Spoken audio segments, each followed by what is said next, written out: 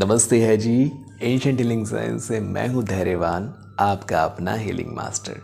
दोस्तों, आज recce healing की प्रैक्टिस कैसे की जाती है, शक्तिपात के बाद कैसी प्रैक्टिस की जाती है, किन किन तरीक़ों से प्रैक्टिस की जा सकती है, इसको थोड़ा अच्छे से हम समझने की कोशिश करते हैं। कई बार हम मास्टर्स आप हीलर्स को प्रैक्टिस करने के लिए जब कहते हैं तो कुछ कठिन व्यवस्था करने के लिए कहते हैं, स्पेशली जो लेवल 1 लेवल 2 के स्टूडेंट हैं। जैसे कि बंद कमरे में अकेले जाकर ही प्रैक्टिस करना, डिस्टर्बेंस नहीं होना चाहिए, दरवाज़ा बंद करके रखना, या दीपक का त्राटक करते हुए करना,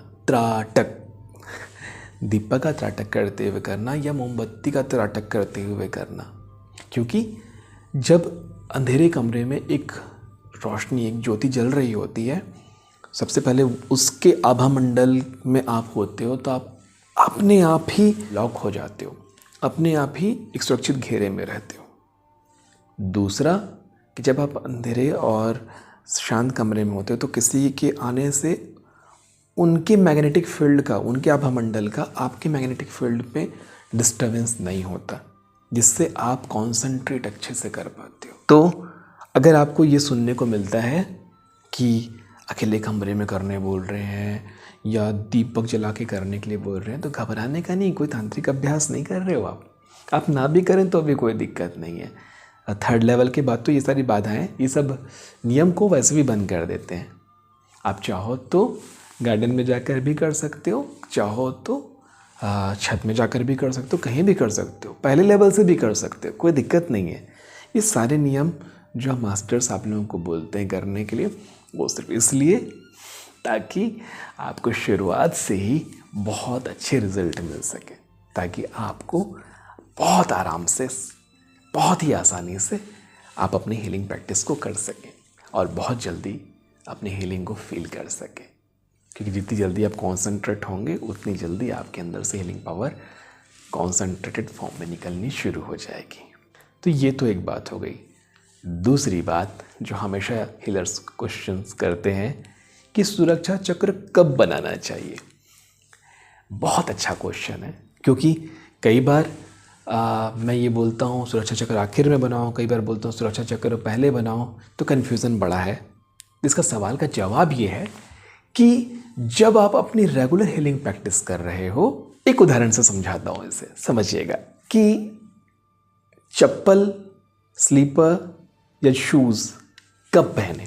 सोच के देखिए कि जब हम घर से बाहर निकलते हैं तो पहन के निकलते हैं, और जब घर में वापस आते हैं तो उतार कर वापस आते हैं। को समझ पड़ रहा है? नहीं समझना। जब हम घर से निकलते हैं तो शूज़ पहन के निकलते हैं, ठीक है, लेकिन रास्ते में हम कहीं गए और हमने शूज़ उतारा या नहीं उतारा, जैसे अभी हमारे शूज़ पैर से बाहर निकल गए हैं, लेकिन आपको पता है कि यहाँ पे कांटे हैं, यहाँ पे गंदगी है, यहाँ पे ऐसी चीज़ें जिसमें पैर में कुछ लग सकता है, तो आप वापस से शूज़ को या चप्पल को वापस से पहनते हो और फिर उसमें चलते हो। समझ पा रहे हो? मतलब घर से जब बाहर निकलोगे तो आपको ये नहीं पता है कि कुछ रास्ते में ख़राब होगा या नहीं होगा, तब भी आप शूज़ पहन के बाहर निकलते हो। और अगर रास्ते में कुछ दिख गया, कुछ ख़राब, कुछ गंदा या कुछ कांटा, तो आप तब भी शूज़ पहनते हो। बिल्कुल वैसे ही सुरक्षा चक्र, जब आप अपनी पूरी हीलिंग प्रैक्टिस कंप्लीट कर लोगे तब आखिर में सुरक्षा चक्र बनाओगे और इस संसार में निकलोगे। उससे क्या फ़ायदा होगा कि जो भी कॉस्मिक एनर्जी, जो भी हीलिंग पावर, जो भी हीलिंग प्राण ऊर्जा को आपने अपने 7 चक्रों में धारण किया है, उससे अपने सुरक्षा चक्र के दम पे आप लॉक कर लेंगे। लॉक करने के बाद आप जहाँ भी निकलेंगे तो वो आपकी पॉजिटिव एनर्जी आपके अंदर लॉक है, पहला। दूसरा कि सेम डे अगर आप किसी की हीलिंग कर रहे हो, हीलिंग करने वाले हो, तो सुरक्षा के लिए एक बार सबसे पहले रेकी कॉलिंग जब आप करोगे, उसी समय रेकी कॉलिंग करने से पहले या रेकी कॉलिंग करने के बाद कभी भी आप सुरक्षा चक्र पहले बनाओगे, हीलिंग करने से पहले। सेल्फ हीलिंग में आखिर में और किसी और की हीलिंग करने से पहले सुरक्षा चक्र ज़रूर बनाना। सुरक्षा चक्र को लेके एक और बात बता देता हूँ आपको कि सुरक्षा चक्र आप बिना रेकी कॉलिंग के कभी भी बना सकते हो। एक बार जब आपको शक्तिपात दिया गया जाता है आपके गुरु के द्वारा, तो आपके पास ये शक्ति हमेशा होती है कि आप जब हमेशा अपने लिए या किसी के लिए भी सुरक्षा चक्र तुरंत बना सकते हो। सुरक्षा चक्र पर एक पूरा प्रैक्टिकल वीडियो बनाया जाएगा। प्रैक्टिकली मैं हर जगह करके दिखाऊंगी कि कहाँ कहाँ किस किस तरीके से आप सुरक्षा चक्र बनाते हो, कैसे कैसे बनाना चाहिए।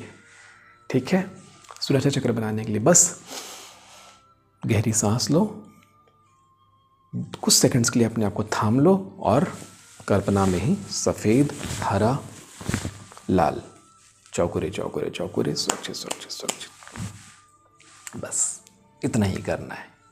तो एक नियम समझ लो कि सेल्फ हीलिंग में आखिर में और किसी और के हीलिंग में पहले सुरक्षा चक्र ज़रूर बनेगा। इस लाइन को याद कर लो मंत्र की तरह, सेल्फ हीलिंग में आखिर में और किसी और की हीलिंग में पहले, अपने में आखिर में, दूसरे के में पहले। ठीक है, तो ये हो गया सुरक्षा चक्र की जानकारी। और तीसरा जो नंबर आता है कि शक्तिपात के समय पैर को ज़मीन में रखने को कहा जाता है, लेकिन बाकी सेल्फ हीलिंग के समय अपने आप को आसन के ऊपर रखने को कहा जाता है। मतलब पैर को भी ज़मीन में टच नहीं होने देना है। तो उसके एक कारण पहले तो आप ये समझ लीजिए कि शक्तिपात के समय जब आपके मास्टर आपको शक्तिपात दे रहे होते हैं तो ऊर्जा बहुत हैवी मात्रा में उतरती है, एक बूस्टर की तरह हैवी मात्रा में उतरती है, बहुत तेज़ उतरती है। क्योंकि ज़्यादातर जो शक्तिपात देने वाले आपके मास्टर ग्रैंड मास्टर होते हैं और वो आपको ची बॉल के थ्रू शक्तिपात दे रहे होते हैं और एक साथ कई लोगों को भी दे रहे होते हैं। तो ऊर्जा उतरती बहुत ज़्यादा मात्रा में उतरती है। तो जो एक्स्ट्रा एनर्जी है वो आपके पैर के थ्रू ग्राउंड हो जाए, इसलिए पैर को खाली पैर ज़मीन में रखने को कहा जाता है। ठीक है, ये हो गई बात। लेकिन जब आप अपनी हीलिंग प्रैक्टिस कर रहे हो तो वो आपकी खुद की कमाई हुई रोज़ाना की ऊर्जा है, जिससे आप ग्राउंड नहीं करना चाहोगे, जिससे आप अर्थ में वेस्ट नहीं करना चाहोगे। क्योंकि मुश्किल से थोड़ी सी ऊर्जा तो आप इकट्ठी कर पा रहे हो, है ना, जो आपकी कमाई हुई ऊर्जा है। 21 मिनट का ध्यान करके आप उसको धीरे धीरे अपने आप अंदर डेवलप करते हो, तो वो तो आप नहीं छोड़ना चाहोगे। इसलिए आपको अपनी हीलिंग प्रैक्टिस में अपने आप को आसन में रखना है। हाँ, लेकिन जैसे कि मैंने अपने आसन वाले वीडियो में बताया था कि आसन का उपयोग कैसे करें, उसमें हमेशा यह ध्यान रखना बेटा कि कभी जब ऊर्जा की मात्रा बहुत बढ़ी हुई लगे तो अपने दोनों पाम्स को इस तरह से ज़मीन से टच कर देना थोड़ी देर के लिए। उससे आप इंटेंशनली जितना चाहोगे उतनी ऊर्जा को बाहर कर सकते हो। तो ये थे बहुत ही गंभीर लेकिन बहुत ही इम्पॉर्टेंट 3 सवालों के जवाब जो आपको पता होने चाहिए थे। आने वाले अध्यायों में हीलिंग साइंस को हम और अच्छे से एक्सप्लोर करेंगे और सीखेंगे कि कैसे हम अपनी हीलिंग साइंस को सीख करके अपने जीवन को सुखमय बना सकते हैं। मिलते हैं आने वाले वीडियोस पे, तब तक के लिए नमस्ते है जी।